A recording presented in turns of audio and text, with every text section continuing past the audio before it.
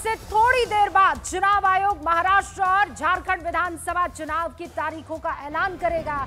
तारीख और वक्त चुनाव आयोग मुकर्रर कर चुका है और कौन सा वो वक्त है जब चुनावों की तारीखों का ऐलान होगा। अब से ठीक आधे घंटे बाद, ठीक 30 मिनट के बाद यानी 3:30 बजे चुनाव आयोग की प्रेस कॉन्फ्रेंस होगी। झारखंड में 2 से 3 चरण में हमारे सूत्र बता रहे हैं चुनाव हो सकता है।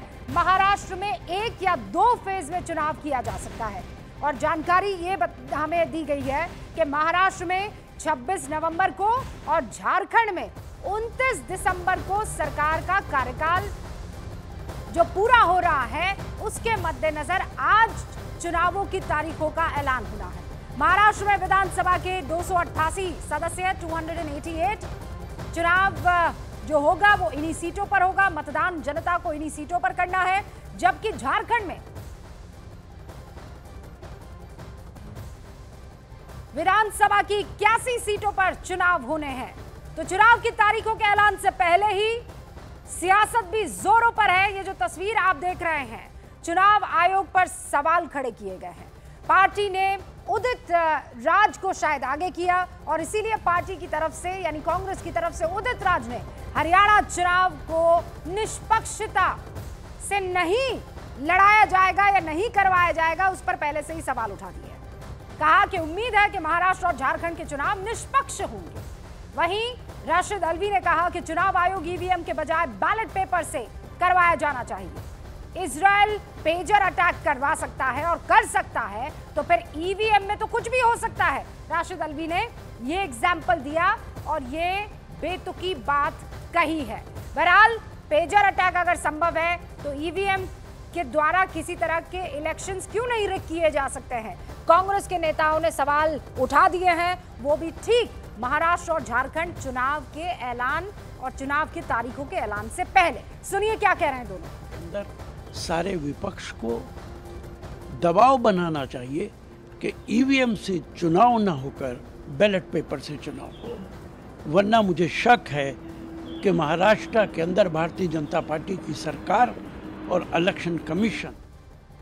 अच्छा, आपने देखा होगा कि हमने नाम भले ही वो गलती से इधर उधर हो गए हों, लेकिन दोनों की बातें एक जैसी हैं।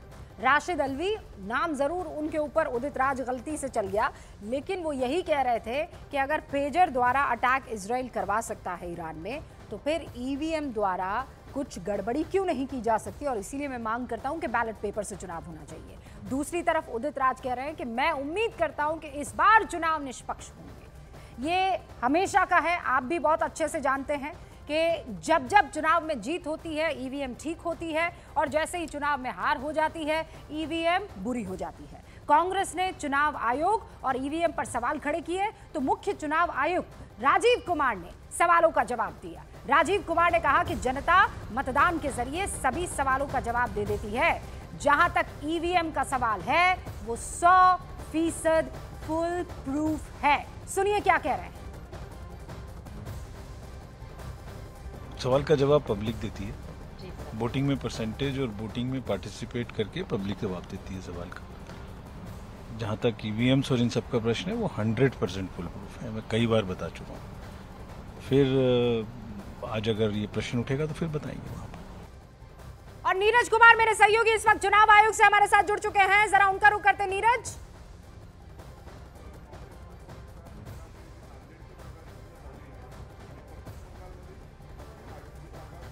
मेरी आवाज आप तक पहुंच पा रही है?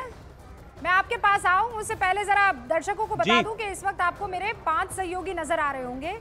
नीरज कुमार, चुनाव आयोग की जहां प्रेस कॉन्फ्रेंस होने वाली है उस हॉल में बाकायदा इस वक्त आपको मौजूद नजर आ रहे हैं। पीछे देखिए, वहीं से प्रेजेंटेशन किया जाएगा। अमित पांडे बीजेपी हेडक्वार्टर से मेरे सहयोगी इस वक्त आपको स्क्रीन पर नजर आ रहे हैं और उसके बाद रवि सिंह हमारे साथ कांग्रेस मुख्यालय से जुड़ चुके हैं।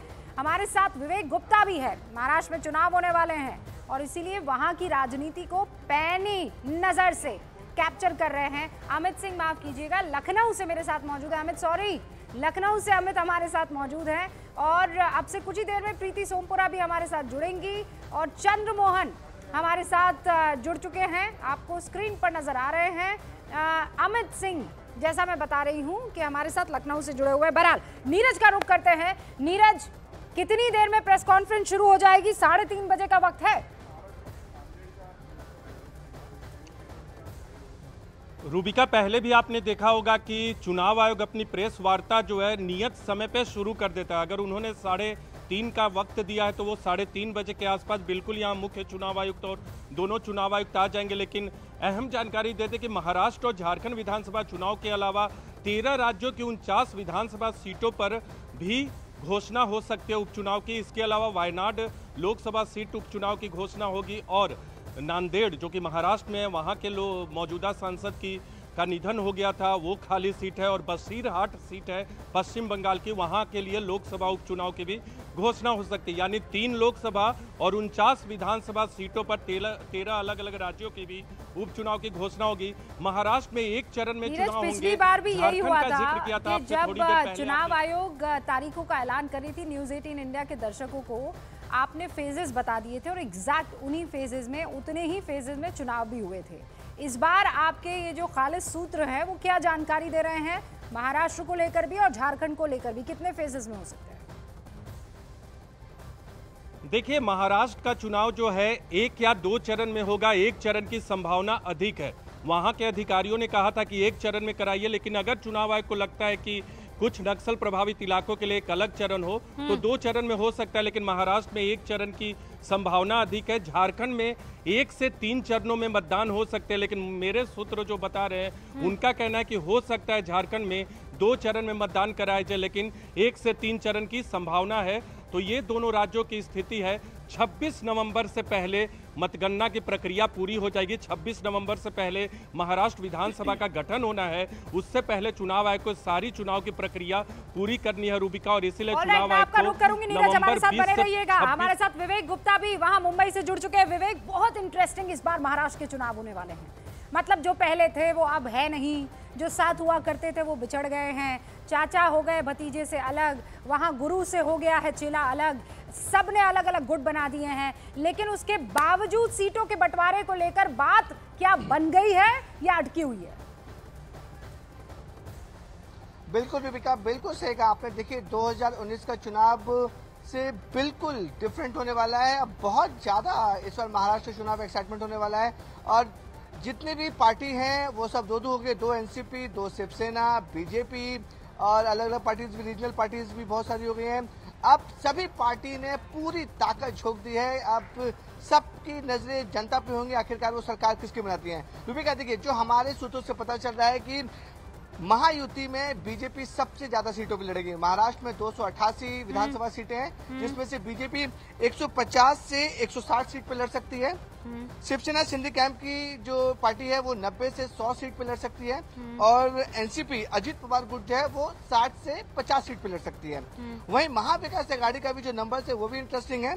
वहां पर शिवसेना उद्धव बालासाहेब ठाकरे, जो उद्धव ठाकरे की पार्टी है, वो 100 से 110 सीट पर चुनाव लड़ सकती है।